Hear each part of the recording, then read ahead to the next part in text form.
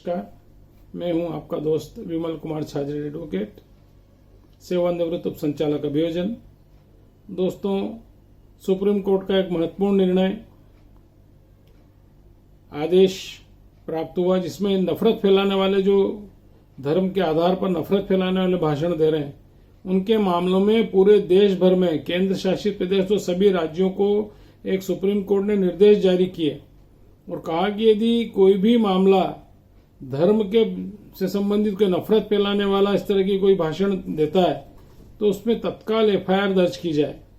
उसमें यह भी कहा कि इसमें फरियादी की कोई आवश्यकता नहीं है कि किसकी भावनाएं ठेस पहुंची, किसकी नहीं पहुंची, या कोई यदि नफरत फैलाने वाला कोई भी भाषण है तो सो मोटो स्वयं पुलिस संज्ञान लेके उसमें एफआईआर दर्ज करे।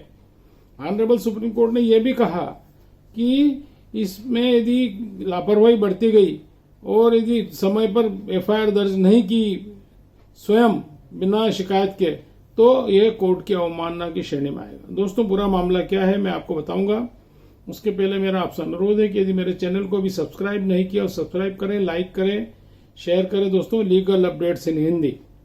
दोस्तों, सुप्रीम कोर्ट ने 2022 में एक आदेश दिया था जिसमें उन्होंने 3 राज्यों से और को निर्देश दिए थे और कहा था कि नफरत फैलाने वाले जो भाषण दे रहे हैं उनके खिलाफ तत्काल कार्रवाई करें।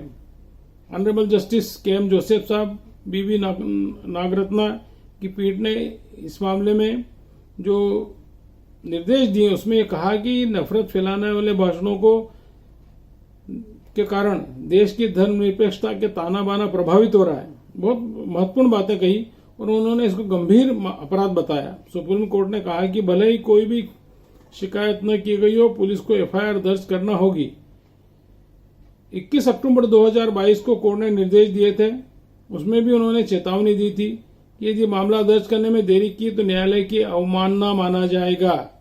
कोर्ट ने कहा कि धर्म के नाम पर हम कहां पहुंच गए, हमने धर्म को कम कर दिया।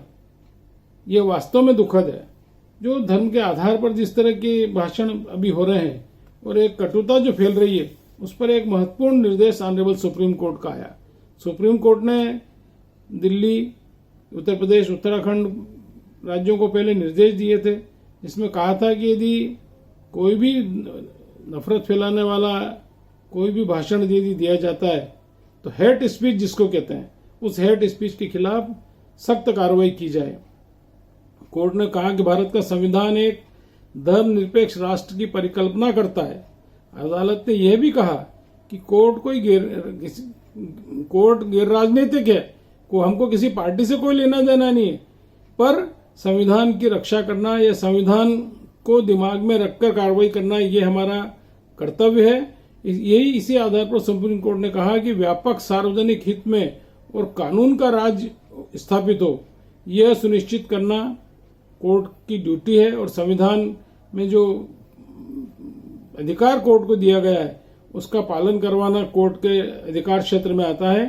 तो यहाँ पर ऑनरेबल सुप्रीम कोर्ट ने ये जो निर्देश जारी किए, ये कि याचिका पत्रकार शाहिद अब्दुल्ला ने दर्ज की थी।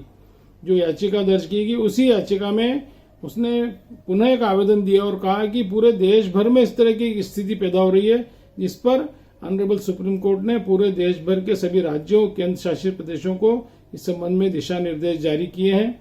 एक महत्वपूर्ण आदेश है जिसमें देश में बढ़ती कटुता के खिलाफ कोर्ट का एक महत्वपूर्ण निर्देश है। नमस्कार दोस्तों।